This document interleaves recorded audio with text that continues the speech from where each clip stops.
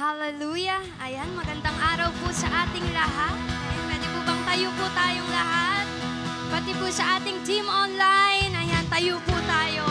Sino po dito naniniwala that God deserves our gratefulness right now? Yung magpupuri tayo sa Kanya, na may puso na nagpapasalamat ng buo sa Kanya. That's why, church, today, come on, let's worship God. Let's give thanks to Him. Thank you, God, for this opportunity to worship you today. Your presence is heaven to us, God. That's why we will worship you. We will adore your name tonight, today. Hallelujah. Come on, you sing. I come before you today, and there's this one thing that I want to say.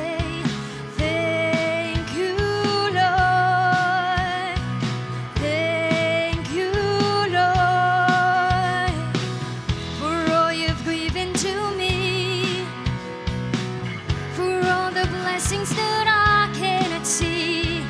Thank you, Lord. Come on, you sing it by your heart. Thank you, Lord. With a grateful heart, with a song of praise, with an outstretched arms, I will bless your name. Thank you, Lord. Thank you, Lord. Thank you, Lord. I just want to thank you, Lord. Thank you, Lord. Hallelujah. Lord, you've done in my life. You took my darkness and gave me your light. Thank you, Lord. Thank you, Lord. You took my sin and my shame. You took my sickness and healed all my pain. You sing, thank you, Lord. Thank you, Lord.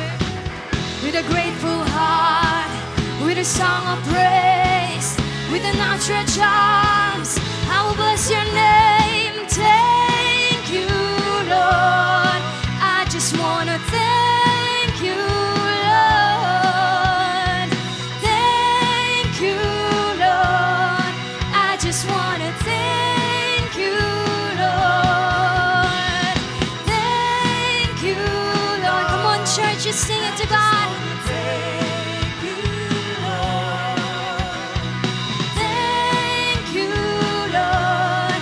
I just want to thank you, Lord. Thank you, Lord. God, we worship you. Thank you for the salvation. Hallelujah. Come on, church, can we declare this song you sing? With a grateful heart, with a song of praise, with an outstretched arms, I will bless your name. With a grateful heart, with a song of praise, with an outstretched arms, I will bless your name. With a grateful heart, with a song of praise, with an outstretched arms, I will bless your name. Thank you, Lord. I just want to thank you, Lord. Thank you, Lord. I just want to thank you, Lord. Thank you, Lord. Come on, church, you sing it to God. We thank you, God. Thank you, Lord. I just want to thank you, Lord. Hallelujah. Come on, continue to worship God in this place. Have a grateful heart. Thank you, God, for your presence, for your blessing. Hallelujah. Come on, you sing. Wandering into the night, wanting a place to hide this weary soul, this bad bones.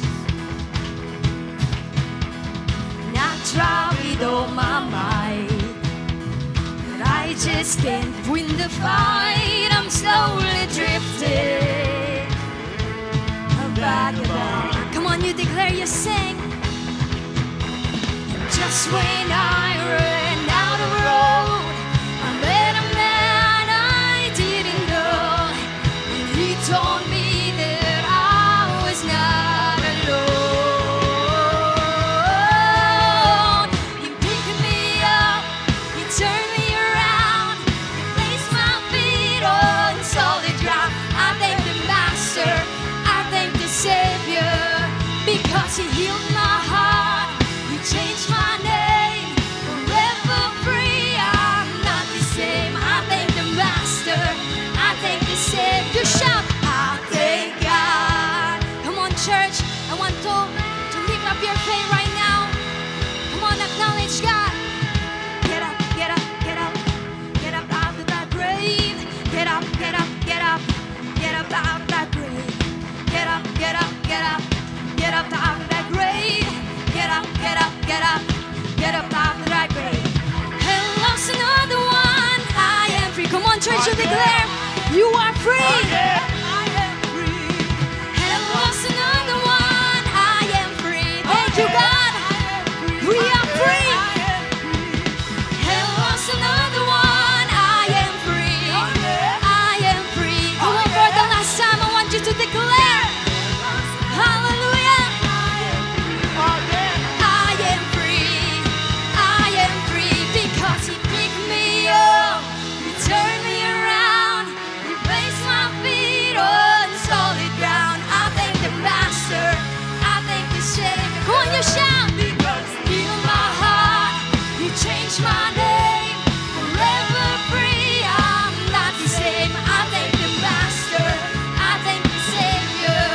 Because he picked me up. He turned me around. He placed my feet on solid ground. I thank the Master.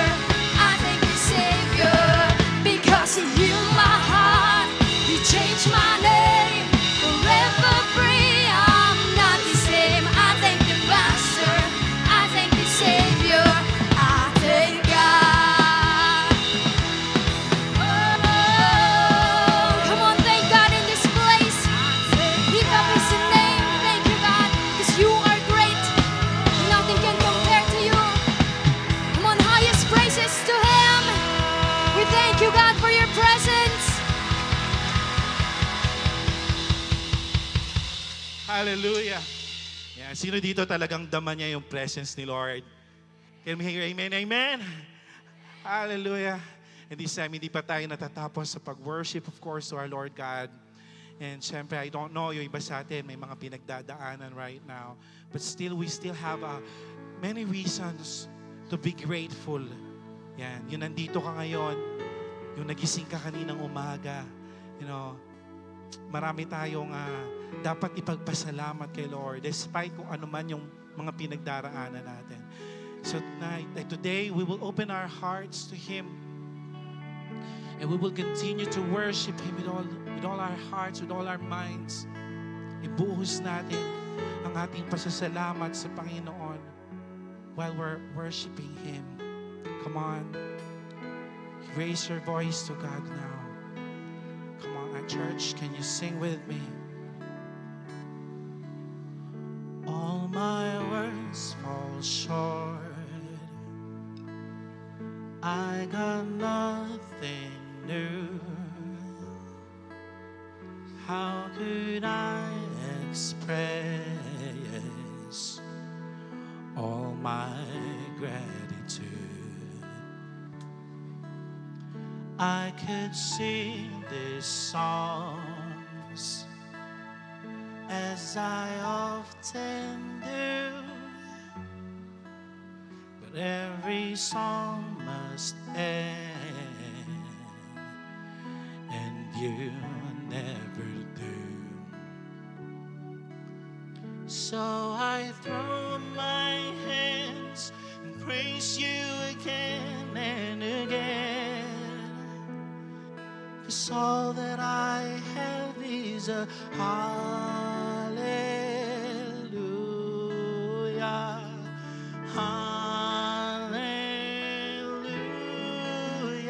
And I know it's not much, but I've nothing else fit for a king except for a heart singing hallelujah,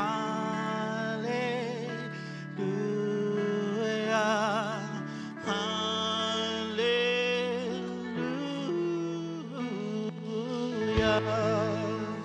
Yes, Lord, hallelujah. I got one response. I've got just one move.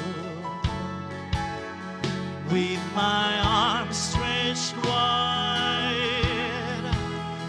I will worship you, oh Lord. So I throw up my hands and praise you again and again. 'Cause all that I have is a hallelujah.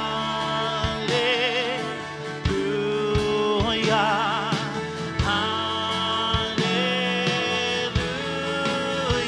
And I know it's not much, but I've nothing else fit for a king except for a heart singing hallelujah. Come on, church, continue singing hallelujah.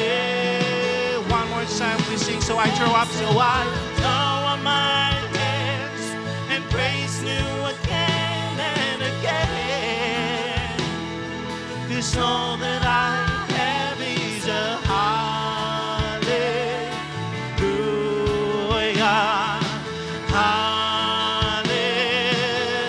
And I know it's not much, but I know it's not much, but I've nothing else fit for a king except for a heart singing hallelujah. You worship God, come on, you sing hallelujah, hallelujah.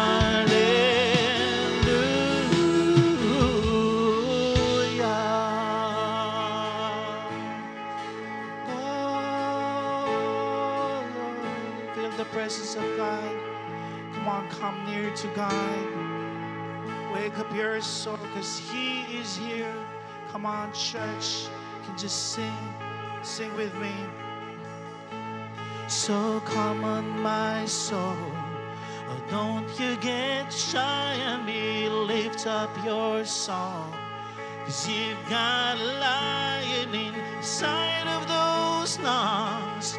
Get up and praise the Lord.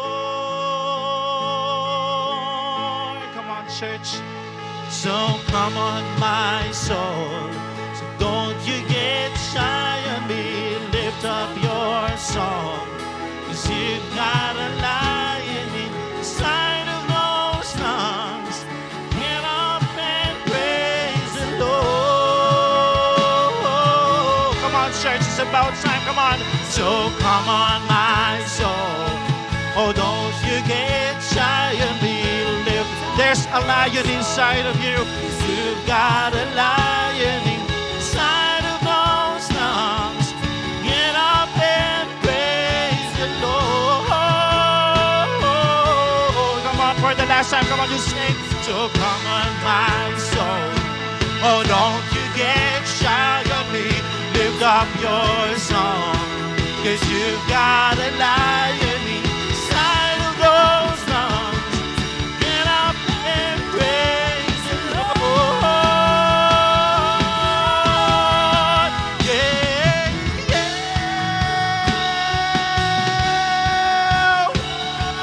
Oh, hallelujah. You continue worshiping the Lord.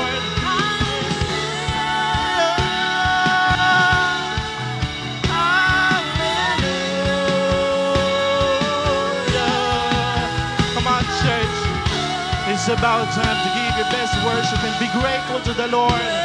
As you worship Him, you may raise your hands to Him. Feel the presence of God. Come on. Yes, Jesus. We praise the Lord. Come on, church. It's about time to throw up your hands. Come on, you sing. So I throw up my hands and praise you again and again. 'Cause all that I have is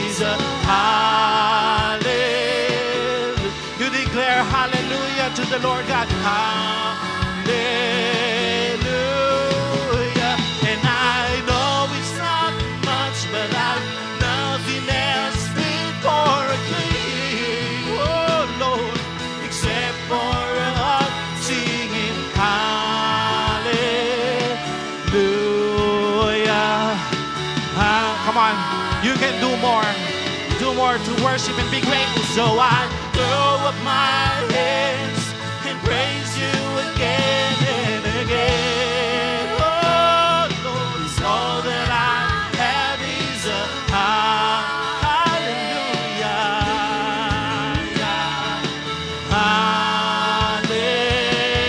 Hallelujah. And I know it's not much, but I've nothing else fit for a king. Oh, Lord, except for a heart singing. Come on, church. It's about time to declare for you now. And for the last time, come on, church, you sing and declare. So I throw up my hands, praise you. Yes, oh Lord, that I have is a yes, you sing hallelujah, hallelujah, hallelujah. And I know it's not much, but I've nothing else fit for a king except for a heart sing. You allow your heart to sing hallelujah. Come on for the last time. Hallelujah.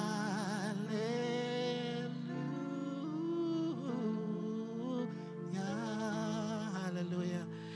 We thank you, Lord God, for your presence. We thank you, Lord God, for allowing us to worship you more and to give our best, oh God. That's what you deserve. And we would thank you for filling us, Lord, for filling our hearts with all the gratitudes, Lord. Maraming salamat po. Patuloy ka naming pupurihin sa aming pakikinig ngayong araw na ito, Lord. We will continue to raise this heart for you and be thankful. Hallelujah. We thank you, Father. We thank you, Jesus. And we thank you, Holy Spirit, in Jesus' mighty name. And everybody will say aloud, amen and amen. Hallelujah. Amen. Hello po, Light Family. Bago po tayo umupo, pwede niyo po ba sabihin sa katabi niyo, Happy Sunday Service sa'yo. Amen. Sige po, pwede na po tayong maupo. Sino po rito yung laging maligaya sa tuwing nagsisimba at nag-worship sa Diyos? Amen. Sino naman po dito yung maligayang makita muli ang kanyang kapatid in Christ? Amen. Ang tanong, sino dito yung maligaya tuwing usapang giving na? Yan, tingnan mo nga yung katabi mo kung nakangiti ba siya. Ayan. So sabihin mo sa kanya, hello, cheerful giver. So kaya ko po yan naitanong kasi did you know na ang value po ng pagbibigay ay nahahalata sa ating attitude kung paano natin ito ginagawa. At ang sabi nga po sa 2 Corinthians 9:6-8, ganito kasi yon, aani ng konti ang nagtatanim ng konti at aani ng marami ang nagtatanim ng marami. Dapat magbigay ang bawat isa sa inyo, depende sa gusto nyong ibigay. Hindi mabigat sa loob o napipilitan lang kasi mahal ng Diyos ang taong masaya pag nagbibigay. At kaya ng Diyos na bigyan kayo ng sobra-sobrang blessing para maibigay sa inyo ang lahat ng mga kailangan nyo at marami pa kayong maibigay para sa mga mabubuting gawain. So, clarify ko lang po na ang passage na ito ay patungkol sa offerings and contributions ng mga taga-Corinth sa mga nangangailangan sa simbahan. Actually, hindi tithes and offering yung topic ni Paul dito, kundi contributions and offerings para sa need ng church that time. But the principle, this passage was teaching about our giving is about attitude. Sabi mo nga, attitude.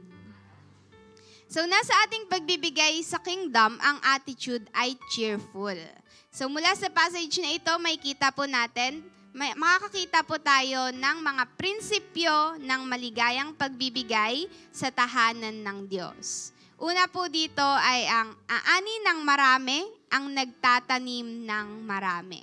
So it's logical and it's biblical po na ang nagtatanim ng marami ay aani ng marami. Kung iniisip niyo pong tungkol ito sa palakihan ng sahod or palakihan ng pera, di ba, na binigay, it's not about the size of the seed.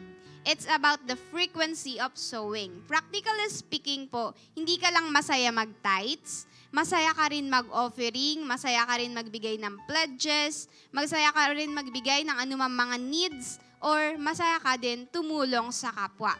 So, ibig sabihin, kung saan may matabang lupang tinataniman or tataniman, nagtatanim ka.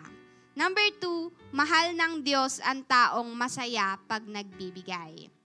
So, lahat naman tayo mahal ni Lord. Amen? So, pantay-pantay ang love ng Diyos sa lahat ng tao, pero ang pagmamahal ng Diyos sa mga taong masaya kapag nagbibigay ay may karampatang nag-uumapaw na pagpapala. Hindi ito tungkol sa favoritism, depende sa kung sino yung may pera. No. So, tatandaan po natin na mas mayaman pa ang Diyos sa pinakamayaman dito sa mundo kung sino man po yung kilala ninyo. No one can outgive God, so God is not about after our money. Pero yung pagbibigay ng may joy, pagpapakita na meron tayong care, and we want to obey God and help the kingdom's vision. Kaya ang mga ganitong attitude, nakakaranas to ng expression ng love ng Diyos. And last, number 3 po, bibigyan ng sobra-sobrang blessings ang bukas na palad. Yes, lahat binibless ni Lord. Amen po. Pero ang blessing na tinutukoy dito ay yung klase ng blessing na sapul lahat ng aspeto ng buhay mo. Even spiritually, financially, physical, and even relational. Sobra-sobra yung binibigay na blessing ng Diyos sa mga cheerful or maligaya kung magbigay. Tandaan po natin, God is also a good sower. Kung matalino tayong magtanim, what more si Lord? Tama po? Nagtatanim rin siya sa mga taong laging bukas ang daluyan ng pagpapala sa kanyang gawain. Siyempre nga naman, ikaw yung nagpapagamit ka para sa kingdom niya. Diba? Since daluyan ka ng blessings, doon naapaw yung pagpapala. Kung sarado naman po yung daluyan, paano ito aapaw? So that's why we give cheerfully kasi it is an honor na tayo ang gagamitin ng Diyos na maging daluyan ng pagpapala, kaya naman tayo rin ay napagpapala. So let me share my testimony po. Ako po si Jennifer Isidro, 3rd year college. So bilang isa pong kabataan, simula pong natutunan kong mag-tithes and mag-offering or magbalik po kay Lord. Dito na po nag-start na maging faithful and consistent po ako sa pagbibigay. I also giving my pledge sa atin pong project lot. At bilang balik po nun sa akin, hindi po nagkukulang si Lord sa akin and to my family. He always provide what we need. Patuloy ko rin po nararanasan yung protection and guidance ni Lord sa lahat ng aspeto ng buhay ko. Sinasamahan din po ako ni Lord sa aking pag-aaral and also sa aming life group. Ang bawat isa po ay nagpapatuloy at nag-grow. And nung October 21 lang po, nung batch 42 na life retreat, meron po kaming napadala. And nung November 3 din po, meron po kaming na-send po para i-baptize. So, glory to God po para doon. Kaya naman, this time po, sa ating pagbibigay, wag lang po natin gawing tagline yung let's give with a cheerful heart. Pero maging permanent attitude po nawa ito. So, wag po manghinayang magtanim sa kingdom ni Lord. Instead, grab every opportunity to give, hindi lang sa tithes, pero maging sa offerings, pledges, and generosity. So this time po, tatayo po tayo as we prepare our tithes and offerings to God. Sige po, let's pray. Hallelujah, God. Tinataas ka po namin, Panginoon, sa araw na to. Salamat, Lord, sa buhay. Salamat sa hininga, Panginoon, nararanasan namin, Panginoon. Thank you, Lord, for the opportunity na makapag-worship, Panginoon. At ngayon, Lord, nandirito kami upang magbalik sa iyo, O Diyos. I pray, Panginoon, sa bawat isa. Dalangin ko, Lord, na i-meet mo nga po, Lord, lahat ng needs, Panginoon, ng bawat isa na magbabalik sa iyo faithfully. And sa mga hindi, Lord, makakapagbalik, I pray that you bless them, Panginoon, nang sa ganon, magkaroon sila, Lord God, ng opportunity din, Panginoon, para makapagbalik sa iyo. Maraming salamat, God. Ito pong aming dalangin sa pangalan ni Jesus. Amen. Let's give with a cheerful heart.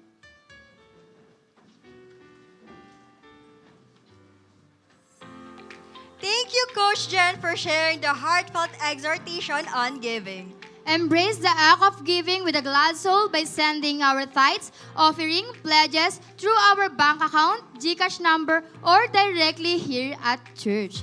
Let's give and give back with a cheerful heart. Huwag na natin patagalin pa. Let's get on to our light news. Una na po dito ang ating lifestyle. Dahil tapos na nga po ang ating lessons 1 to 4, dadako na po tayo sa inyong victory class on November 6. And on November 30 naman po, magaganap ang inyong seminar and orientation. And next po is SOD application and enrollment. This will be on November 6 to 15, 2023, followed by SOD orientation first class on November 17, 2023 at 5 to 6 p.m. And for our last but definitely not the least, join us for an engaging event tailored to young adults and young professionals. Be excited because we present to you Work-Life Balance. It will be happening tomorrow po yan, November 6, 2023, Monday, 7 p.m. here at Light Church. Meron lamang pong registration fee na 50 pesos. And that's all for our Light News. Amen. Stay tuned because There's a lot more to go. Kahapon nga po, naganap ang ating water baptism and laro ng lahi. Kaya po palakpakan po natin si Lord. Amen. Amen! I know na lahat po tayo ay nag-enjoy but reserve your energy because on November 11, 2023, we will be having our Zumba from 6 a.m. to 9 a.m. followed by cheer dance event from 10 a.m. to 11 a.m. and kids dance number. All of this will be happening at Marikit Park. Next, we will be having sport events. Para po sa ating volleyball girls, magaganap po ito ng 11 a.m. to 12 noon.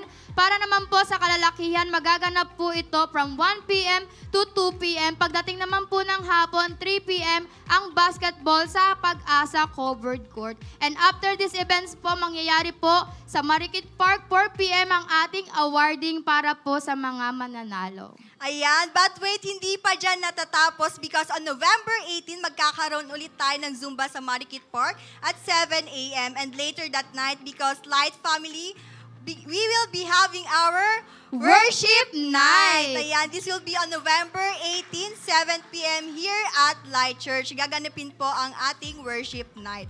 It will be the highlight of our church 14th anniversary celebration.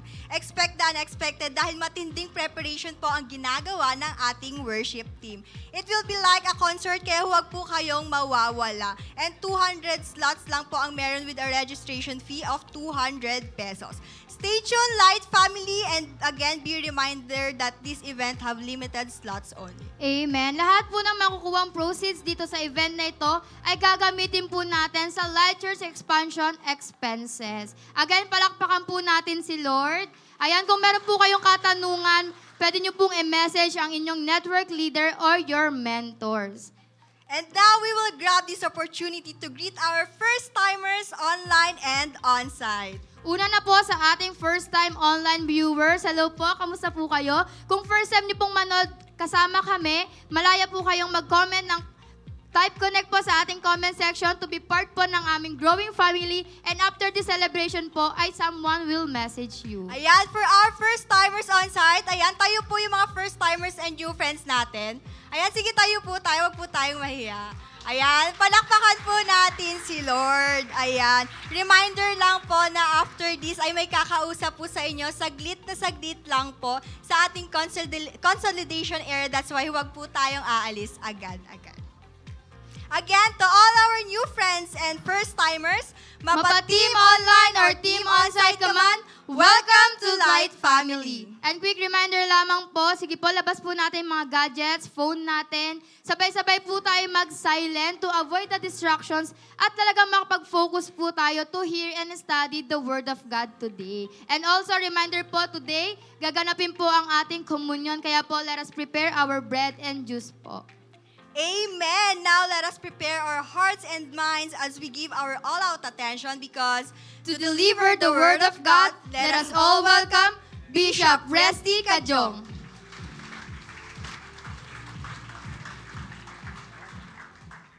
Blessed Sunday po sa bawat isa. Kamusta po kayo? Wala yata akong kausap. Okay. Pakingitian mo ngayon katawan, baka hindi mo pa nangitian. Sabi mo, say hi. Ayan. I'm so excited po sa gagawin ni Lord sa araw na ito. Kaya kung kayo na ay excited sa gagawin ni Lord, palakpakan na natin ang Diyos. Amen. So last Sunday po, talagang nagkaroon po ng Pastor's Appreciation Sunday, last Sunday sa amin. And personally, na-touch po ko sa bawat isa sa inyo pong pa-surprise sa aming mga pastors. Salamat po sa mga paprutas po ninyo. Ayan, pakape, pamassage, may pa-SM pa at may cash din. Wow! Ramdam na ramdam ko po yung pagmamahal po ninyo. Maraming pong salamat. Light Church, we are so grateful po sa inyo. Sabihin mo nga, grateful. Grateful, according to Oxford language, ay feeling or showing an appreciation of kindness o pagiging thankful. In Tagalog, nagpapasalamat. And that's the theme of our series ngayong November 2023. Kung nakaraan, ay building altitude. Today, this month, is building gratitude. Okay? Buksan natin ating mga Bible. Luke 17, to start the series, let's read Luke 17:11 to 19. Ayan. Lucas 17:11 hanggang 19. May I ask everyone to please rise as we give on reading the Word. It says here, now on his way to Jerusalem, Jesus traveled along the border between Samaria and Galilee. And as he was going into a village, 10 men who had leprosy met him. They stood at a distance and called out in a loud voice, Jesus, Master, have pity on us. When he saw them, he said, go, show yourselves to the priests. And as they went, they were cleansed. One of them, when he saw he was healed, came back praising God in a loud voice. He threw himself at Jesus' feet and thanked him, and he was a Samaritan. Jesus asked, were not all 10 cleansed? Where are the other 9? Has no one returned to give praise to God except this foreigner? Then he said to him, rise and go, your faith has made you well. Tayo po'y manalangin. Lord, nagpapasalamat po kami sa ginagawa mo pa sa araw na ito. Salamat, Lord God, sa iyong biyaya at pagmamahal na talagang nadarama at damang-dama po namin. Today, makikinig po kami ng iyong salita. Hiling nga po namin, O Diyos, na wala po kaming mamiss sa sasabihin mo dahil lang yung salita ang pinaka-importante sa buhay namin. This is the manual of our lives. Without the manual, Lord, ng buhay namin, kung wala ang iyong salita, masisira talaga aming buhay. Kaya, O Diyos, nagpapasalamat kami kasi ngayon, Lord God, kakain ng aming spiritual na buhay. Santong Espiritu, samahan mo po kami as we study your word at naniniwala kami after this, we will never be the same again. Salamat, O Diyos. Mapapurihan ka sa pangalan ni Jesus. Amen. Amen. Makakapo po tayong lahat. Our title, When Greatness Meets the Grateful. Kung titingnan natin sa verse 11, ang sabi, now on his way to Jerusalem, Jesus traveled along the border between Samaria and Galilee. Sa paglalakbay ni Jesus papuntang Jerusalem, dumaan siya sa hangganan ng Galilea at Samaria. So makikita natin, Jesus at yung kanyang mga disciples ay talagang kumikilos na. Okay? Actually, since sa Luke chapter 9, verse 51, yung focus ng ministry talaga ni Jesus ay tumuloy, di ba? From the south, from Galilee, getting closer and closer to the final confrontation niya dun sa Jerusalem. So makikita natin dito that Jesus is traveling in the border area at the south extremity ng province ng Galilee. And at the north end of the area kung saan nakatira ang mga Samaritans. So, ibig sabihin, nangyari itong passage na binasa natin in a racially mixed area. So today, pag-usapan natin, how did the grateful meet the greatness? In verse 12, ang sabi, As he was going into a village, 10 men who had leprosy met him. Nang papasok na siya, doon sa lugar na yon, sinalubong siya ng 10 lalaking may malubhang sakit sa balat. So, yung grateful ay may malubhang sakit na tinatawag na leprosy or ketong in Tagalog. So, the grateful had leprosy. Now, ano ba itong leprosy na ito? Ito ba yung laging nasa kaliwa? Bukas magigets na iba yan. Okay? Pag sinabi natin leprosy, according sa World Health Organization, ang leprosy ay tinatawag ding Hansen disease. Hindi Irving, Hansen disease. It's a chronic infectious disease caused by Mycobacterium leprae. So, ito po ay disease sa balat na inatamaan din yung peripheral nerves, yung mucosal surfaces ng upper respiratory tract, at kasama dito rin yung mata. So, ang mga taong may leprosy nung panahon sa Bible ay talagang napakahirap. Talagang nandun sila sa napakahirap na sitwasyon. Why? Because ang leprosy ay considered na incurable. At ang mga na-diagnose sa may ketong ay talagang, alam mo yon, ina-isolate talaga nila. So, kung may isolation, ibig sabihin, binaban na rin sila sa society. Na talagang sinabi yan sa Leviticus 13:45-46. Na sabi sa verse 46 na, as long they have disease, they remain unclean. They must live alone. They must live outside the camp. Talagang banned sila sa society. And according sa law, ang taong may leprosy ay ritually unclean. Na kung sakasakaling may tao na humawak o matouch lang ang kanilang, kahit laylayan lang nung damit, yung humawak doon ay considered ng marumi. Ritually unclean na siya. Dahil ang leprosy ay sign daw ng disfavor ng Diyos. But later, hinayaan na rin ang mga kitonging pumunta ng synagogue, sumamba. Yun nga lang, pag pupunta sila sa synagogue, sila dapat ang mauuna, sila din yung huling lalabas sa synagogue. Kasi nga, hindi sila pwedeng mahawakan. O talagang, alam mo yon, isolated sila. At ibig sabihin, isolated, for example, sa synagogue, for example, meron lang silang lugar kung nasaan sila. For example, dito sa church, mga nandun sila dun sa kitchen, dun sa likod. Diba? Kasi nga, hindi sila pwedeng alam nyo na yan, okay? Hindi sila pwedeng maki-join together, okay? Na kahit madikitan sila ng konti, lahat ng mga nandun, for example, sasamba sa synagogue, pag nahawakan sila, hindi na pwedeng pumunta yun. Hindi na pwedeng pumasok. Kasi considered na siyang marumi. Kaya nga dito sa verse 12, as he was going into a village, si Jesus, 10 men who had leprosy met him. Napapansin mo dito na si Jesus is just outside of the village. So malayo siya at na-meet niya yung grupong ketongin, hindi malapit. Medyo may distansya. At mapapansin mo dito na ang mga ketongin daw ay hindi common na sila'y mag-group together. Siguro nga dahil baka bawal silang makisala.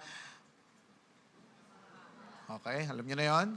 Makisalamuha sa mga tao that time, kaya gumawa na lang sila ng banda, kung ang tawagin ay untouchables. Kasi nga hindi sila pwedeng i-touch. Okay? So let's continue. Verse 12 and 13. They stood at a distance and called out in a loud voice, Jesus, Master, have pity on us. So tumayo itong mga lepers na ito ng malayo. Kasi nga hindi sila pwedeng lumapit sa mga tao. Sumigaw na lang dahil malayo, of course, sisigaw sila para marinig, Panginoong Jesus, maawa po kayo sa amin. So the grateful asked for pity. Common na nasa labas ng village ang mga lepers since wala silang lupa para linangin at wala silang mga inaalagang livestock para alagaan. So maybe dependent lang sila sa ibibigay ng tulong o limos ng mga tao o maasa lang siguro sila sa ibibigay na pagkain ng mga kamag-anak at naghihintay ng awa sa mga tao dun sa village. So kaya nung palapit sa kanila si Jesus at ang kanyang light group, na-recognize nila na si Jesus yan. Kaya tinawag nila ang kanyang pangalan na Master. Master in Greek is epistates. Ibig sabihin, one who stands by or one is set over. Ginagamit ito, sa secular Greek, na pag nakatawagan sa mga officials, teachers, and leaders. So, they also called him Master. Ibig sabihin, ina-acknowledge yung kanyang authority. So, the lepers asked for pity. Naghingi sila ng awa. And itong paghingi nilang awa, it is a familiar cry na, alam mo yon, na kabisado na siguro nila to. Na kapag may dumaraan, may makita silang tao, ito yung sinasabi nila. Because they are cast out of society, wala silang pwedeng hingan o wala silang pwedeng linangin, kaya naghihingi na lang sila, umaasa na lang sila sa ibibigay sa kanila. Have pity on us. Yun ang sinasabi nila. Have pity, in Greek is eleio, ibig sabihin to be greatly concerned about someone in need. Have compassion or mercy for someone. So by the way, ang isa sa inaatake ng leprosy ay ang vocal cords ng tao. Kapag nagkasakit ng leprosy ang tao, isa yun, inaatake yung kanyang vocal cords. Kaya nga, most probably, nung sumisigaw itong mga lepers na ito, ay hirap na sila. But that didn't stop them from raising their voices and crying, Jesus, Master, have pity on us. Why? Kasi kung hindi nila isisigaw yon, malayo, baka hindi sila mapakinggan. Naghingi sila ng kahit ano, pagkain, damit, matutuluyan, ginto, pila coins. Or kung anong gustong ibigay sa kanila, maybe because they know Jesus' reputation for compassion. Pero mapapansin mo dito sa verse na ito, pansin mo, hindi sila naghihingi ng healing. Hindi sila naghihingi ng kagalingan sa kanilang sakit, kundi ang hinihingi nila ay mercy or awa lang. So anong response ni Jesus? Verse 14. When he saw them, he said, go, show yourselves to the priests. Show in Greek is epidekenemi, ibig sabihin, to cause to be seen. So sinabi ni Jesus sa mga lepers na pumunta sila sa priest para matignan sila. Nga pala that time, ang mga priests ay nakatira din sa mga villages. At meron talagang priest village na malapit in the most area sa mga lugar nila noon. Question, bakit pinapunta sila ni Jesus sa priest?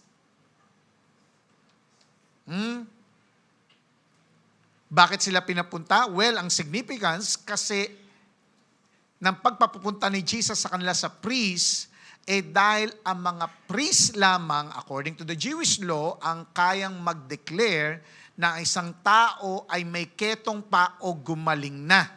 Siya ang pwedeng magsabi na kung gumaling na yan, ay pwede na ulit yan makasama sa society. Hindi na yan ban ng society. At pinakita mismo yan sa Leviticus 14, verse 3, that the priest is to go outside the camp and examine them if they had been healed of their defiling skin disease. So kaya pala sila pinapunta ni Jesus sa priest, para magpa-check up. Hindi pinapunta sa doktor para magpa-check up. Tayo, pag pupunta tayo sa doktor, nagpapa-check up tayo. Pero sila, sa priest, pinapunta ni Jesus para magpa-check up. Wait! Pansinin nyo ang sinabi. Pansinin nyo walang sinabi si Jesus na sila'y pinagaling na. Ang sabi lang, magpakonsulta. So, anong nangyari? Pumunta ba sila sa priest para magpakonsulta? Pumunta ba? Verse 14. And as they went, pumunta. As they went, They were cleansed. Habang naglalakad pa lang daw sila papunta sa priest, biglang luminis yung kanilang balat. Cleanse in Greek is katariso, ibig sabihin meaning to purify or to heal a person of disease that makes one ceremonially unclean. Ito nga, especially itong ang leprosy. So lumalabas, listen, that as they began to obey Jesus going to the priest, okay? At dumating na habang naglalakad papunta doon, unti-unti, gumagaling sila. Na maybe, isip ko lang to na maybe, kung tinawanan lang nila, ba't papapuntahin kami sa priest? Anong problema? Incurable na yung karamdaman namin. But they have the mindset na, wow, mukhang pagagalingin tayo kasi pinapunta tayo sa priest Kung tinawanan lang nila yon at hindi sila naniwala at sumunod kay Jesus na pumunta sa priest, baka hindi sila na-cleanse. So lumalabas, sila ay pinagaling dahil tinindigan nila ang kanilang pananampalataya. So sila ay pinagaling. Amen! So the grateful was healed. Ang sabi ng mga rabbis, napakahirap daw gumaling ng isang ketongin dahil daw para kang bubuhay ng patay. Na meron lang daw dalawa sa biblical history na gumaling sa leprosy. Una, si Miriam. Dito ba si Miriam? Una, si Miriam, nagkaroon siya ng ketong for 7 days bilang parusa. Why? Kasi nagsalita siya ng masama sa leadership ni Moses. Pangalawa ay si General Naaman na taga Damascus na inutusan ni Elijah na magilabos ng 7 times sa Jordan River at dun nga siya gumaling. So, listen, after ng 2 kagalingan ng leprosy sa Israel, okay, wala na po, after 700 years, wala na pong gumagaling sa leprosy. Pero, nung dumating ang isang person na ito, marami na ulit ang gumaling sa leprosy. At itong passage nga na ito, yung testimony. Luke chapter 7, verse 21 to 22, Jesus healed many people of their sickness and diseases. People with leprosy are healed.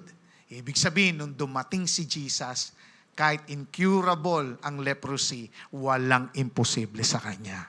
Palakpakan nga natin si Lord, amen? Siguro, naisip ko lang, siguro habang naglalakad sila, for example, papunta sila sa priest. Habang naglalakad sila, siguro, napansin nila yung kasama nila, parang yung tenga mo, hindi na nalalaglag Oo nga, no? Okay? Tapos nakakita rin, oo nga, Brad, kumikinis na yung mukha mo, parang ganito. Ayan.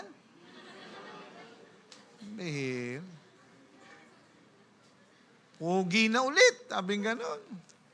Tapos yung isa, ay, tol, pampirap, parang may nakakawig kang artista. Ito, mukhang artista. Sobra ng gwapo niyan, insan. Okay? Kilala niyo po ba yan? Yan po si Ian Veneracion. So maybe after that mapagtanto nila, okay, tabi mo na nga, medyo, after mapagtanto nila na sure na 100% magaling na sila, na masaya sila habang papunta dun sa village ng priest para ipacheck na talagang sila healed na, ay priest, hindi na kami de-priest. Magaling na kami. Now dito gusto ko i-emphasize si grateful. Tingnan mo si grateful. Verse 15. One of them, when he saw he was healed, came back, praising God in a loud voice. Nang makita ng isa sa kanila na magaling na siya, pambira, bumalik siya kay Jesus at nagpuri ng malakas sa Diyos. So, na-realize sa mga lepers na ito na sila nga, ay, pambira, pinagaling nga kami, gumaling na kami. Pero isa lang ang bumalik kay Jesus.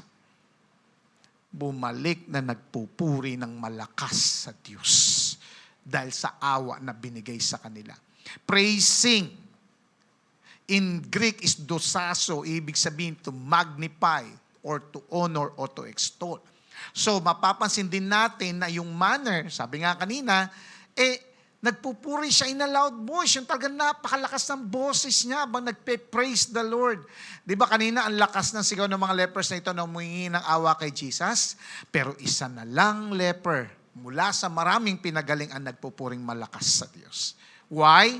Because the grateful recognizes the greatness.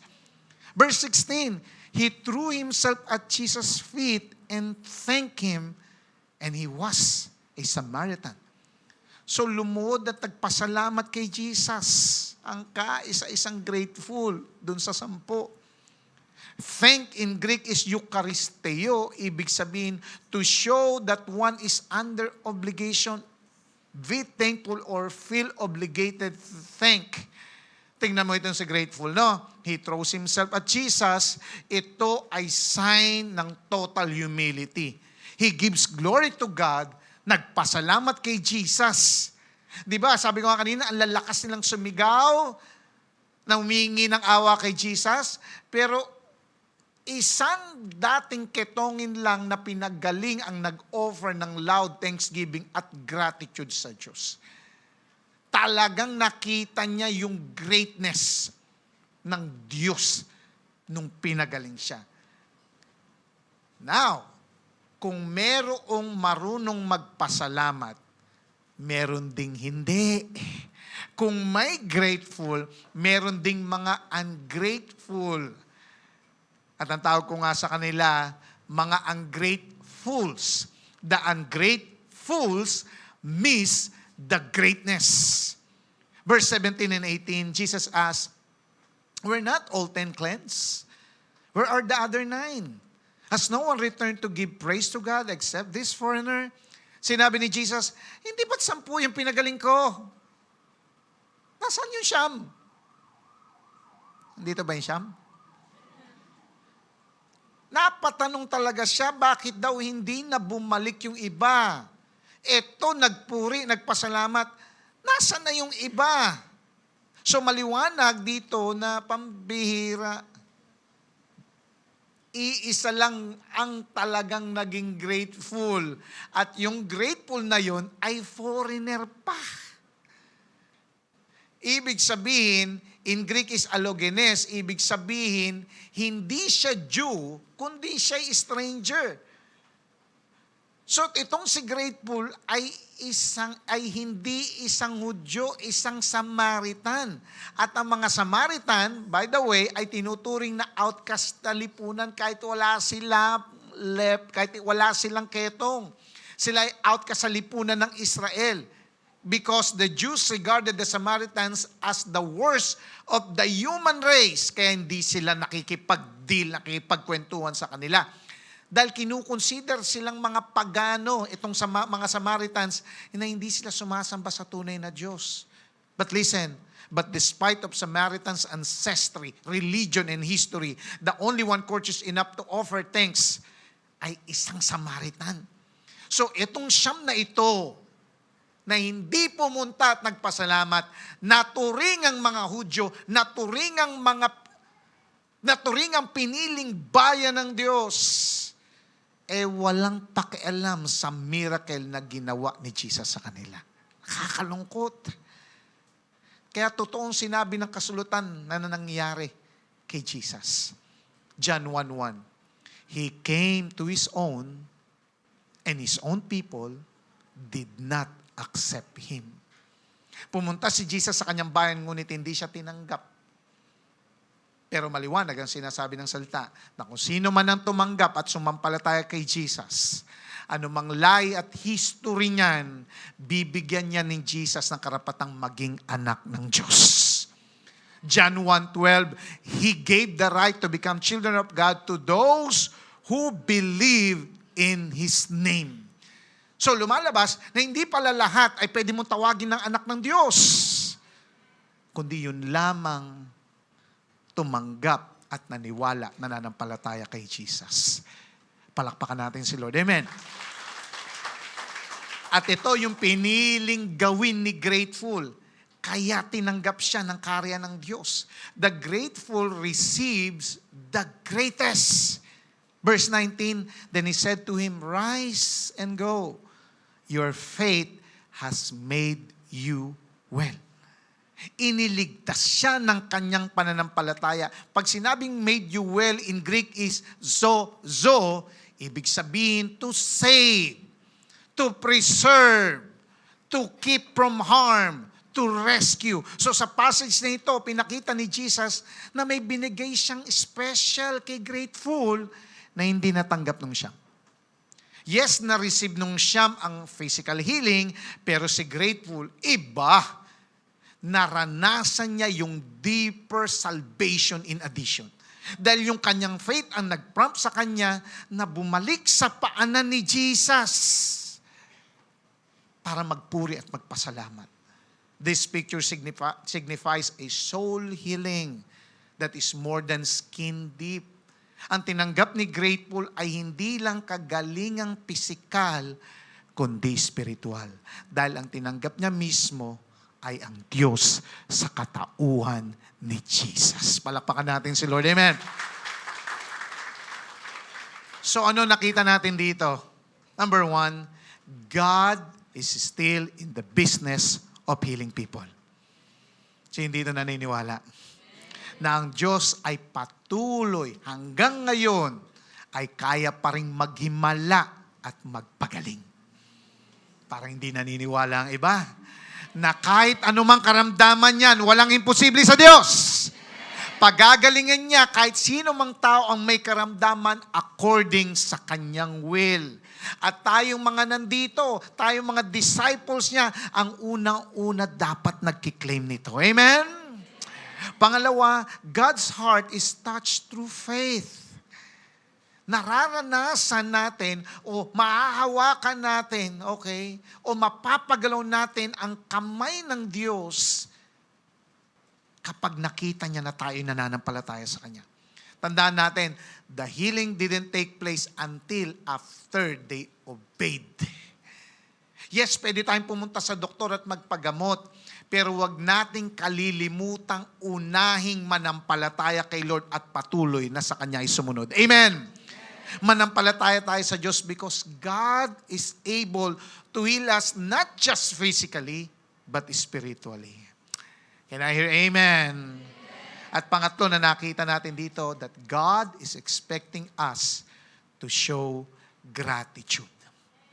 Maliwanag na nakita natin na si Jesus na kinwestiyon niya yung pagiging ungrateful ng Siyam na hindi man lang bumalik at nagpasalamat sa Diyos. Sabi nga sa Pinoy context, mga wala silang credit inside. Alam niyo po ba yung credit inside? I have credit inside. Wala sila daw utang na loob. Tandaan natin that without being thankful, we won't be pleasing to Jesus. Can I hear amen? Ang pagiging grateful sa Diyos ay importanteng component kung bakit ang Kristiyano ay naligtas. Ang isang tao na hindi na-appreciate si Jesus, hindi siya kailanman masisave. Pero yung tao na ina-appreciate niya ang ginawa ni Jesus dun sa cross, nananampalataya at nagsuko ng buhay sa Kanya, ang makakaranas ng spiritual healing. Amen? Amen. Sino dito maraming natutunan? Kaya nga, in learning these things, we should, number 1, ask for God's greatness. Kausapin mo si Lord. Ask God for your needs. Example, kung meron kang karamdaman, lapitan mo, tawagin mo si Lord. We should acknowledge God's proper place in our hearts as Lord and Master na may sovereign authority sa buhay natin. Katulad kung paano nag-plead ang mga lepers, Jesus, Master, have pity on us. Tandaan natin na ang pity or mercy like grace ay God God's undeserved favor. That grace is getting what we do not deserve, and mercy is not getting what we do deserve. Kaya nga, by crying out for mercy, ina-acknowledge natin na we do not deserve healing. Hindi tayo worthy para pagalingin dahil makasalanan tayo. At dahil dito, deserve natin, hindi healing kundi galit ng Diyos. Kaya nga, we ask for His mercy. We ask, Lord, sa iyong awa at habag. Can I hear amen? At yan ang only way at manner ng paglapit sa Diyos para tayo ay makalaya at mapagaling from the leprosy of sin. And the good news is that God delights to show mercy sa lahat na naghihingi nito. Mabait. Listen, mabait at maawain ang Diyos sa mga taong sinisik siya ng buong puso. He is abounding in riches for all who call upon Him. Pinagpapala niya ng masagana ang lahat ng tumatawag sa Kanya.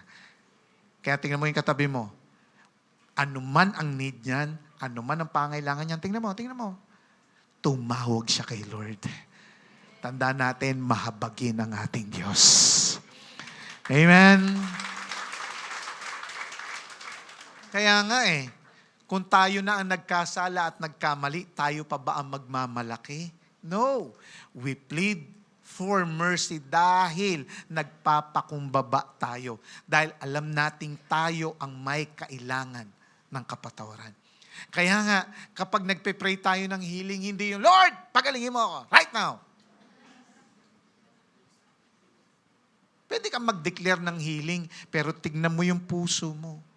Nagmamakaawa ka ba? Kasi you don't deserve healing kasi makasalanan tayo, kaya nga tayo nagmamakaawa. At kapag naawa na sa atin si Lord, I tell you, ibibigay niya ang kagalingan sa atin. Palakpakan natin si Lord. Amen? Pangalawa, acknowledge the greatest need. Huwag lang natin tignan na tayo ay may karamdaman pisikal, meron din tayong karamdaman espiritual. Kailangan nating makita ang ating sarili na parang pagwala ang Diyos para tayong may ketong spiritually. We are unclean before God dahil sa ating mga kasalanan. And only God can heal this spiritual leprosy. Only God can heal and cleanse the human heart from the awful disease of sin. So ang first step in receiving God's blessing is to acknowledge our desperate condition before Him. Kaya nga, we all should respond kung paano itong mga lepers na ito nag-respond. Nagkaroon sila ng obedient faith. Nag-obey sila. Kaya kung paano si grateful lang ang gumaling spiritually at hindi ang siyam dahil sa kanyang pagsunod at pagbalik at pagsuko sa Diyos, ganun din ang gagawin natin. At pag ginawa natin yon, God will instantly cleanse us from all our sins. Amen? He will clothe us with the perfect righteousness of Jesus, and He will restore and heal our souls. Tingnan mo yung katabi mo. Huwag niya lang asamin ang temporal na kagalingan, kundi ang kagalingang spiritual din. Amen? We must not become satisfied with temporal blessings, but look up to the greatest blessing. At sino yung greatest blessing na yon? Ang maranasan si Jesus every day. Ang maranasan ang kapangyarihan ng Diyos araw-araw. Ang maranasan ang kanyang proteksyon sa buong buhay natin at sa ating pamilya. Si Jesus ang ating Savior. Palakpakan natin si Lord. Amen. At pangatlo, application, always be grateful. Maging mapagpasalamat. Nanalangin ka, sinagot ni Lord, magpasalamat ka. Nanalangin ka, hindi sinagot ni Lord, no matter what the outcome is, pasalamatan mo pa rin si Lord. Amen. Light Church, ang ating response sa mga blessings ng Diyos ay i-glorify ang Diyos sa paanan ni Jesus from our thankful hearts. The grateful one glorified God with a loud voice. Bakit in a loud voice? Kasi kung paanong may sakit pa siya, nakakasigaw siya ng malakas para maghingi ng awa. Kaya nung napagaling siya, talagang gano'n na lang lalo katindi ang kanyang boses para magpuri sa Diyos. Now, my point is, nawa, kung malakas kang manalangin nung ikay naghihingi, sana mas malakas din ang iyong papuri at pasasalamat kapag ikaw ay sinagot at pinagaling. I-exalt mo si Lord para marinig ng lahat ng tao how great God is, that we owe everything to Him and can claim nothing as coming from ourselves. Kaya nga, we must train ourselves to show thanks, to give thanks, to be filled with thanksgiving. Give praise to Him at all times. Amen? Yung pagkagising mo, Lord, salamat. Salamat sa hininga. Salamat sa aking pamilya. Salamat at buhay pa ako. Salamat, O Diyos. Ang problema sa atin, simula pa lang, Lord, anong ulam namin?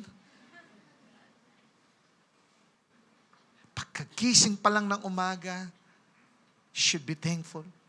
Bago matulog, you should also be thankful. Lord, salamat sa buong araw na ito. Yes, may mga pinagdaanan, may problema, pero alam ko, kakayanin ko dahil kasama kita. Give praise to Him at all times. Anuman ang problema at anumang sitwasyon, meron at merong kang ipapasalamat sa Diyos. You know what? Tingin po dito. Alam mo ba yung simple mong pag-attend ngayon? It is a sign, it is a gesture of thanksgiving and gratitude mo sa Panginoon. That is the point eh.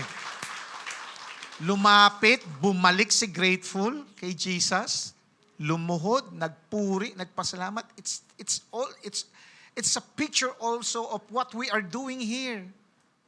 Amen? Nag-worship, nagpapasalamat, grateful sa Panginoon.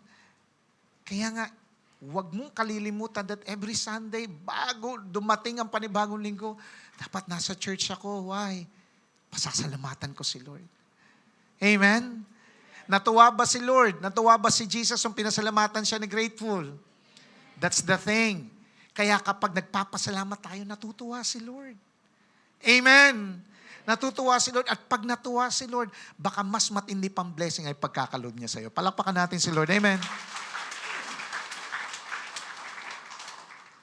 But I'm not saying ang pagpapasalamat lang is tuwing Sunday. Nagpapasalamat tayo every day. Amen? Every day we should be filled with gratitude and thanksgiving sa ating Diyos na buhay. Palakpakan natin si Lord. Amen. You know what? Nakakatuwa po kasi gusto kong pasalamatan ng Lord. Kasi last year, ganito rin pong mga buwan, kung di niyo po alam, meron po tayong, ang ating mother church po na Light Church ay nasa California. At last year,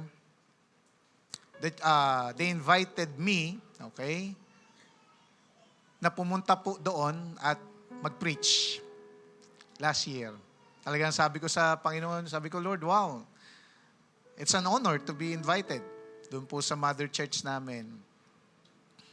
So excited po ako, kasama si Pastora, inayos po namin yung papel, mga papel namin, kasi we need a visa going to US. So, ayun, nag-fill up ng DS-160, nagbayad ng $160, nasa 9,000 maigit yun. Okay. So, nag-invest talaga kami. So yun, ready na, maayos na. Ganyan. So excited ako kasi gagamitin ako ni Lord doon. Talagang overwhelming. Sa pag-aayos ng visa, ang pinaka point para malaman mong magkakaroon ka ng visa, interviewin ka ng konsul. So, nakakakaba. So, nung tinanong na ng konsul, dun sa salamin, okay? What's your purpose in going to US? So, yun, sinabi ko that I was invited to preach in our mother church there in California. Ganun. So, nung sinabi ko yun, yung consul, gumanon talaga. So, nung gumanon, binigyan ako ng blue paper. Binigyan kami ng blue paper. Blue paper, ibig sabihin, you are denied. So,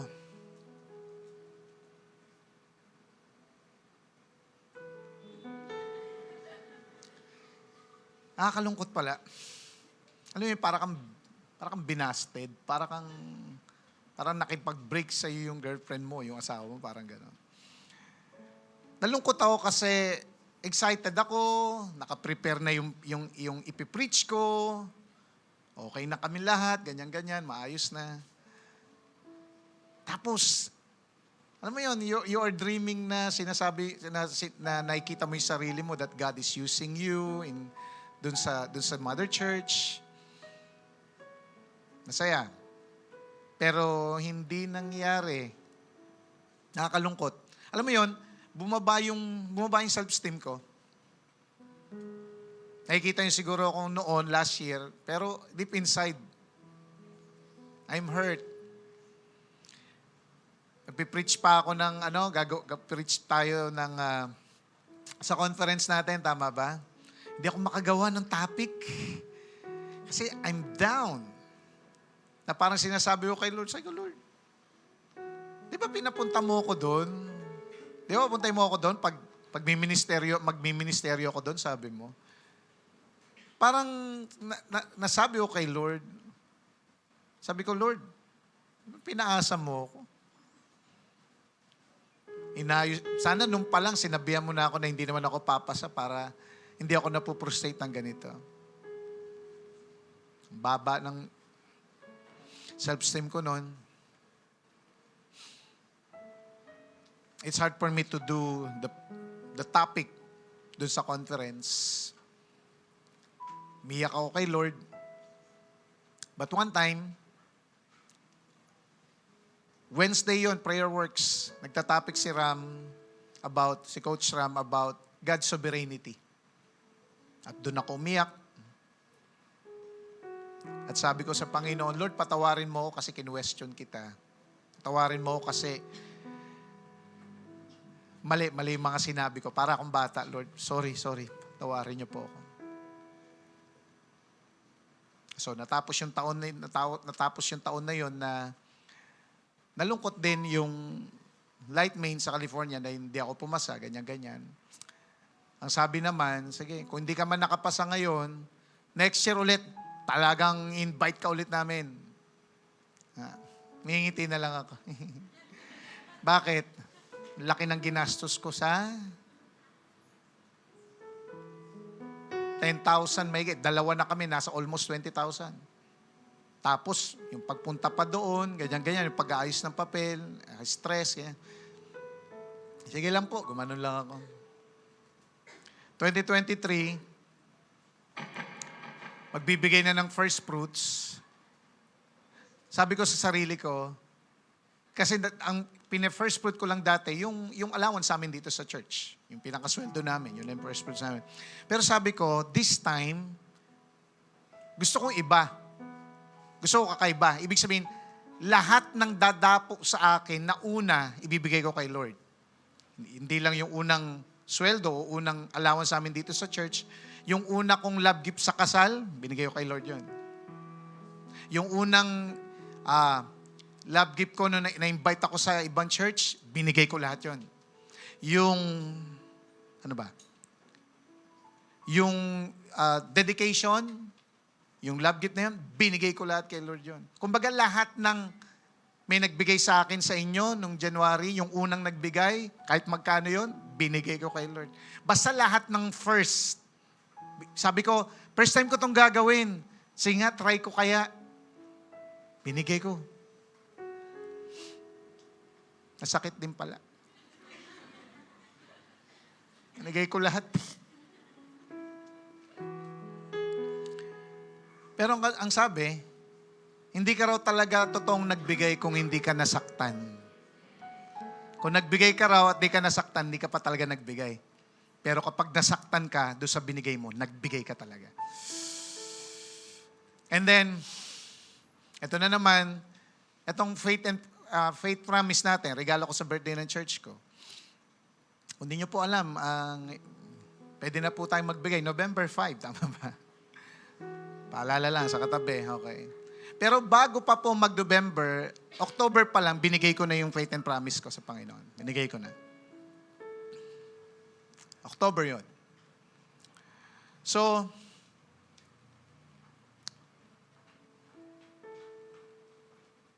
meron po tayong kilala na nagsabi sa atin na, di ba, Pastor, may in-invite ka ulit sa meron kang invitation sa Amerika. Sabi gano'n. Gusto mo ayusin natin ngayon? Sabi ko, huwag na. Ayoko na. Sabi ko gano'n. Ayoko nang masaktan. Tsaka, nagtaas ang DS-160 ngayon. Dati 9 plus lang. Ngayon, 10 plus na. So, kung dalawa kami ni Pastora, nasa 20,000 mahigit yun. Ayoko na talaga. Pero, sabing ganon, hindi, sige na, ako nang bahala. O ikaw, sabi kong ganon. So, nagbayad. So, binigyan na naayos na, nagbayad na, binigyan na ng schedule. Yung schedule lumabas ng January 2024. Sabi ko, hindi na pwede kasi November ang anniversary doon eh. So, hindi ako makapunta. Alam niyo po ba, after nung inayos, meron palang mas maagang schedule, October 6, na-schedule tuloy kami ni Pastora. October 6, sabi ko, totoo na to sabi ko gano'n. Eto na.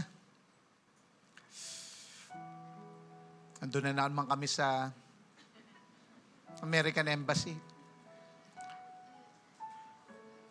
Sabi ko, nung pinaupo na kami, at ayan na, nakapila na kami sa consul, sabi ko, eto na naman tayo. Para kang ginigisa. Ayoko nung feeling na to. Sabi kong ganun. Ayan naman. Nung tinawag na, alam mo yung lakad mo, parang ang bagal ng lakad mo papunta sa konsul. Ito na naman siya. What's your purpose in going to US?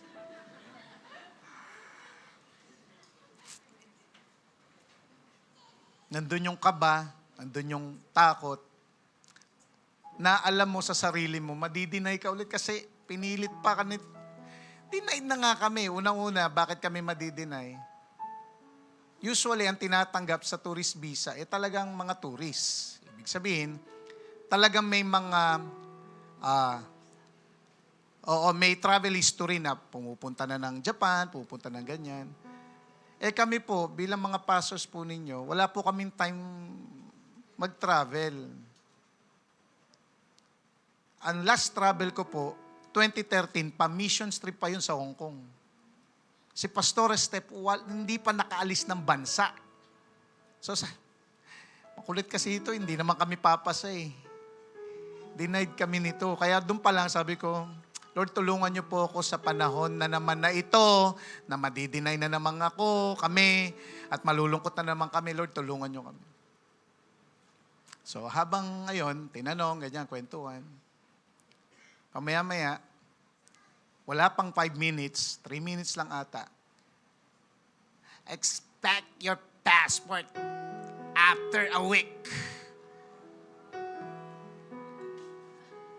Yeah! Yes. Thank you. Pumasa po kami.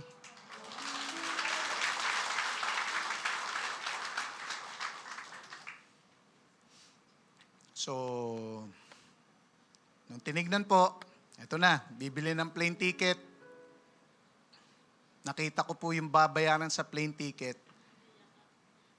Isang tao, 100K plus ang pamasahe, balikan. Round trip. Dalawa kami. 200 mahigit. Hindi na po. Sabi kong gano'n. Hindi na po. Okay na yung pumasa, okay na yun. At least pasado na, okay na yun. Pero, unang-una, hindi po kami pwedeng magingi sa church. Hindi kami pwedeng magingi sa church. Bakit? Nagpapagawa tayo eh. Tama ba? Anong isipin nyo? Nagpapagawa tayo, tapos kami nasa Amerika. Siyempre, saan kayo mag-expect na magbibigay sa amin? Yung church. Na kahit tanungin namin yung finance team natin, ito lang sasabihin, Bishop, nagpapagawa po tayo. At hindi pa nga lahat nakapagbabalik ng kanilang faith and promise. Kaya po medyo bumabagal yung ating pagpapagawa. Tapos maghihingi po kayo ng 200 plus K, wala po kami bibigay sa inyo. Kaya naisip ko na, kaya sabi ko, hindi po na kami alis. Wala po kaming budget. You know what? After that 2 weeks, nung pumasa kami, binigay po sa amin na yung 2 plane ticket, bayad na po.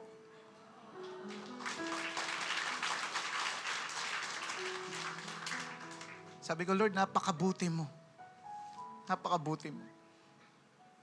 At ito na, nagpe-prepare na kami, nagre-ready na kami. Kaya kung may mga naitatabi po kayong dollars at ayaw niyong gastusin, kami na lang po gagastos. Nag-aayos na po kami. Iniisip namin yung 2 naming anak. Hindi naman po kami nawawalay dyan ng mga 3 araw nga lang pag may convention kami mga pastor. Gusto ko na kagad umuwi kasi namimiss ko yung 2 anak ko. Tapos one time, ayun, nandiyan yung anak ko, si Resani. One time, umiyak ako, sabi ko, I will miss you, mamimiss ko kayo, ganyan. Tapos parang sinasabi ko na, parang ako nasasepang, sabi ko, ba't pa kami aalis kasi, ganyan. Tapos, habang nagkukwentuhan kami, lumabas sa kwentuhan namin ng anak ko, ng panganay ko na, Tagalogin ko na lang, saka na ako mag-English. Sabi niya, ang pag-usapan namin, 14 years na ang church. At since nung na-plant ang church, ni wala man kaming bakasyon. You know what? As pastors po, meron pong tinatawag na sabbatical leave after 7 years. Na makapagbakasyon yung pastor, at least, di ba? Parang ganon, ganyan. Kami umabot na ng 14 years. Kaya sabi ni Resany, Daddy, you deserve it. You deserve to go. Bigay sa inyo ni Lord yan. Sa lahat ng pagod ninyo. Sa lahat ng mga ginawa nyo sa church, sabing ganon. Sabi ko, bakit kasi halos 1 buwan kaming nandoon? Sana 1 week lang. Sabi niya, hindi nyo may enjoy ang Amerika ng 1 week lang. Kaya, you deserve it, Daddy. You go. Because we know, sabi niya, huwag kayong mabahala sa amin because if God prevailed na makapunta kayo doon, He will take care of us. Sabi niya. Alagaan kami ni Lord. Kasi marami tayong miyembro na mag-aalaga sa amin, magpapakain sa amin, pag wala kayo. Kaya, Sabi ko, Lord, napakabuti mo kasi ikaw lahat ang nagtagni-tagni ng lahat. Na parang sinasabi sa akin ni Lord last year, sige nak, umiyak ka last year. Pero ngayon tatawa ka. Umiyak ka last year, pero ngayon, pasasayahin kita. Kaya nga, I give God the glory and praise and my gratitude. Sa Diyos po ang papuri.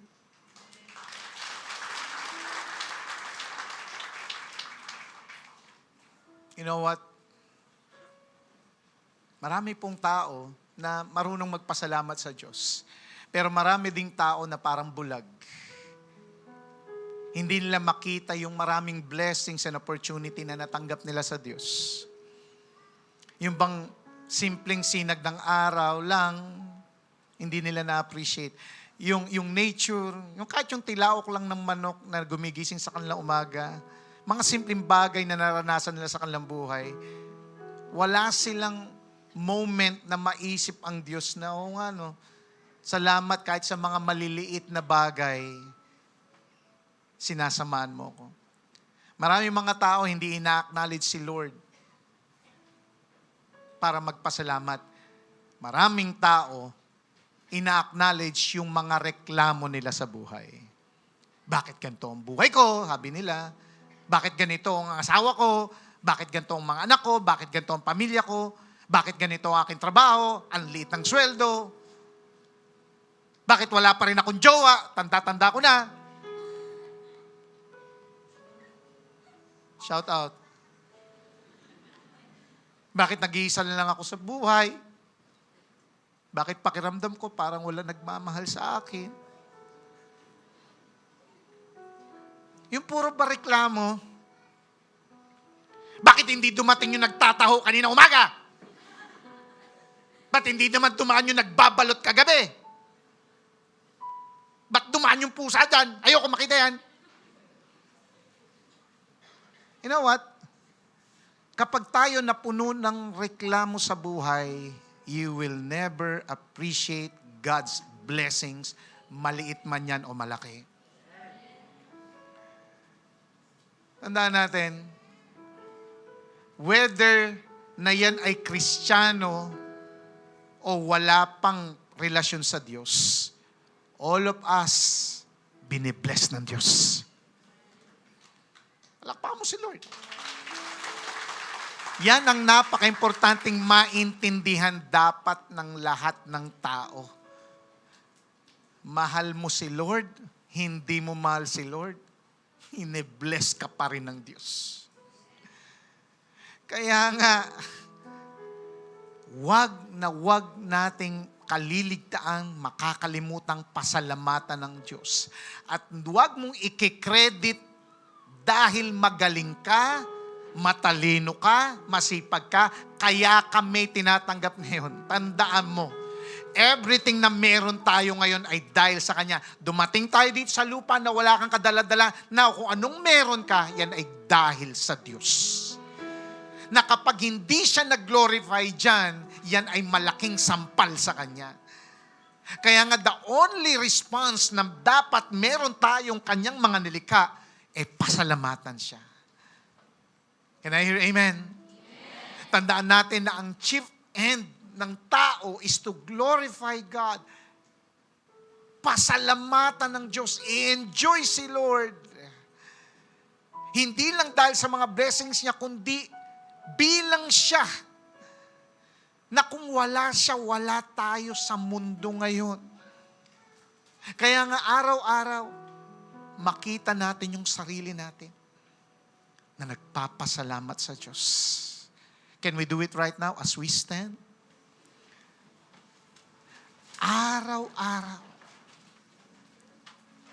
Tandaan mo, meron at meron kang ipagpapasalamat sa Diyos. Habang ikay nakapikit, alalahanin mo yung mga bagay na alam mo, kahit malalaki o maliliit yan, yan ay galing sa Diyos. Yung trabaho mo, Kahit maliit ang sweldo mo, hindi ka naghingi kaninong tao kasi may trabaho ka. Makita mo na you're still blessed. Yes, hindi nga masarap maybe yung kinakain mo, pero still you are still eating. God is still providing you food. Yes, may mga nangyari hindi maganda sa'yo, pero buhay ka pa rin na nagsasabit sa Lord, na sinasabi ng Lord sa'yo, anak, may pag-asa pa rin. Huwag kang mawala ng pag-asa. Nandito ako. Araw-araw we should be filled with gratitude kay Lord. Tanda mo, hindi natin deserve na bigyan ni Lord. Pero dahil sa pag-ibig ni Lord, binibless ka niya. Hallelujah, hallelujah. When was the last time na nagpasalamat ka sa Diyos? Sa lahat-lahat. When was the last time na nagpasalamat ka kay Lord? Yung talagang totoo na nagpapasalamat ka. Hindi yung lumabas lang sa bibig mo. Hallelujah. Bakit hindi mo itaas ang iyong dalawang kamay bilang pasasalamat sa Kanya? Hallelujah. Oh, Lord. Hallelujah, hallelujah. When was the last time you praised God? When was the last time you say, Lord, salamat sa mga bagay na binigay mo at sa mga bagay na hindi mo binigay? Ano man ang sitwasyon mo, meron at meron kang ipagpapasalamat kay Lord.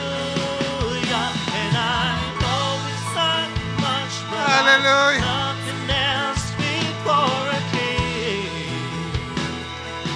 Except for a heart singing hallelujah,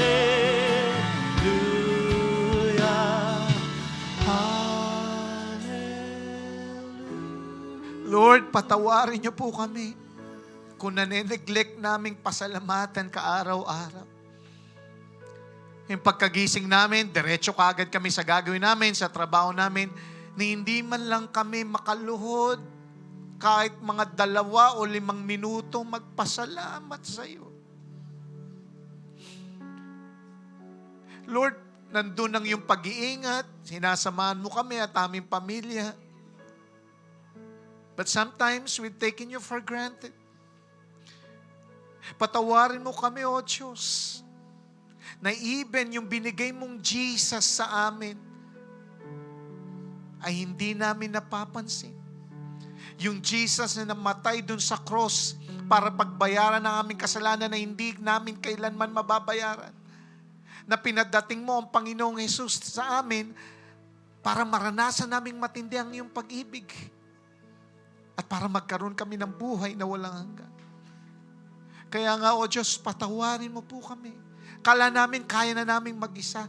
Kala namin kaya na namin mabuhay nang wala ka. Pero, O Diyos, habang nawawala kami sa iyo, ang kasalanan ay lalong naghaharit, nagtatagumpay sa amin. Kaya nasisira ang buhay namin. Kaya, Jesus, O Diyos, patawarin po kami.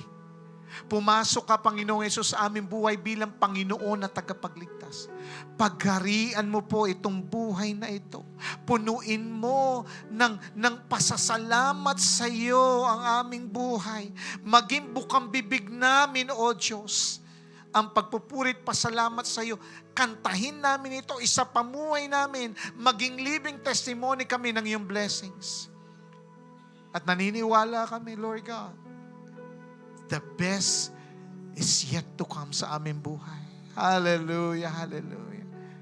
Right now, sa mga oras na ito, kung meron kang karamdaman pangangailangan. Maaari bang itaas ang iyong kamay at humingi tayo sa Panginoon. Lord, nakikita mo po, O Diyos, ang bawat isa na may karamdaman, may pangangailangan right now in the name of Jesus. Ano man po ang karamdaman sa aming katawan ngayon, sa pangalan ni Jesus, we rebuke that in Jesus' name. Labas, layas, karamdaman, kagalingan dumaloy sa pangalan ni Jesus. Lord, ano man po pangangailangan namin, Lord God, in your will, punuin mo ang aming mga kakulangan. At makita namin, O Diyos, na ang aming buhay ay sa iyo lamang. Hallelujah, hallelujah. Receive the blessings from the Lord. Hallelujah, hallelujah, hallelujah. Hallelujah. Hallelujah, hallelujah. Now, kung tinanggap mo si Jesus bilang Panginoon at tagapagligtas at sinuko mo sa Kanya ang buong buhay mo, you are now entitled to be part of this communion. Kung sinuko mo ang buong buhay mo kay Jesus bilang Panginoon at tagapagligtas, maaari kang kumuha ng tinapay at cup na ito at pagsasaluhan natin. Hallelujah, hallelujah, hallelujah, hallelujah. Hallelujah, hallelujah, hallelujah. Lord, nagpapasalamat po kami, O Diyos, sa tinapay, Lord God, na simbolo ng iyong katawan, na siyang nabayubay dun sa cross. Yung katawan mo na sinugatan, pero dahil sa iyong mga sugat, kami nagsipagaling. Salamat, Lord God, sa tinapay na ito na simbolo ng iyong katawan at sa cup na ito, sa saro na ito, that symbolizes your blood, that washes away our sins. Without the shedding of the blood, there is no remission of sins. Kaya nga, O Diyos, sa ginagawa namin ito, inaalala namin ang iyong pagdating sa aming buhay. Dinala mo ang aming mga kasalanan dun sa cross. Ikaw ay namatay, nilibing, at sa ikatlong araw na buhay maguli, umakyat sa langit at muling babalik para kami ay sunduin. Salamat, Lord God. Bless this cup. Bless this bread. We thank you, Lord.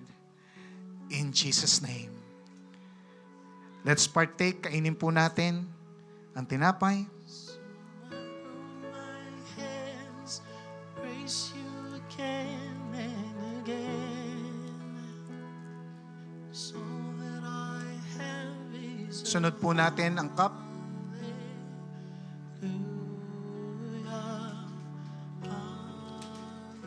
Hallelujah, hallelujah. Pasalamatan natin si Lord. Come on, raise up those hands. Can you all sing this song as our gratitude to the Lord? Tapat ang Diyos. Tapat ang Diyos. Hallelujah.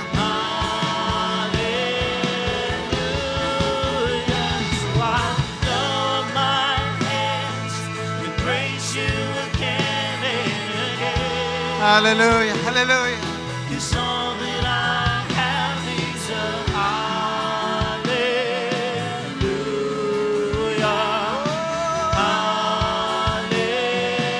Hallelujah. And I know it's not much, but I'm nothing else fit for a king, except for a heart singing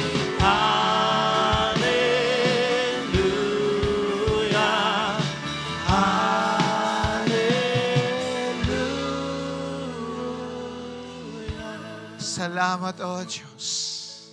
Salamat sa iyong ginawa at gagawin pa. Hallelujah. Sige nga, sabay-sabay tayo, sigaw natin. Praise the Lord! Praise the Lord! Palakpakan natin ang Diyos. Hallelujah. Hallelujah! There's a reason to celebrate sa mga habol po na kanilang tithes and offerings and faith promise sa harapan na lang po sa basket. Come on, let's worship God. Thank Him for everything that He has done to you. With a grateful heart, we will worship Him today. Come on, church, we declare this song. I'll come before you today, and there's just one thing that I want to say. Thank you, Lord. Thank you, Lord, for all you've given to me, for all the blessings that I cannot see. Thank you, Lord. Come on, you declare, you sing. Thank you, Lord. With a grateful heart, with a song of praise, with an outstretched arms, I will bless your name. Thank you, Lord. I just want to thank you, Lord. Thank you, Lord. You sing it to God. Thank you, Lord. Oh, one more time. Thank you, Lord. I just want to thank you, Lord. Thank you, Lord. I just want to thank you, Lord. Thank you, Lord. Hallelujah. Lord, salamat o Diyos sa iyong ginawa. Salamat o Diyos sa iyong salita na talagang grabe. Na-consume kami at pinakita o Diyos na ang buhay dapat namin ay isang malaking pasasalamat sa iyo. Kaya nga o Diyos, patuloy mo pagpalain ang aming pamilya, lahat-lahat po sa amin, mga nag-aaral, nagtatrabaho, nag-business, Lord God, may mga opportunities, Lord, kayo po ang magpala. At Lord God, titingnan namin lagi na ang pag-attend namin pag Sunday, it's a sign of our gratitude sa patuloy mong pagbe-bless sa aming buhay. Kaya Lord, hindi kami papayag that next Sunday na kami-kami lang, we will invite our families, Lord God, aming mga loved ones, aming mga kaibigan, kaklase, dahil Lord God, kahit Kristiyano man o hindi, kailangan niyang magpasalamat sa Diyos. Salamat, Lord God. Ingatan niyo kami sa aming pag-uwi. Hallelujah, hallelujah. The Lord bless you. The Lord keep you. Make His face shine upon you and be gracious to you. The Lord turn His face toward you and give you peace. Sa iyo po ang papurit pasalamat. All glory belongs to you. In Jesus' name, everybody will say, Amen. God bless us all. Magkamayan po tayo. See you next Sunday. God bless.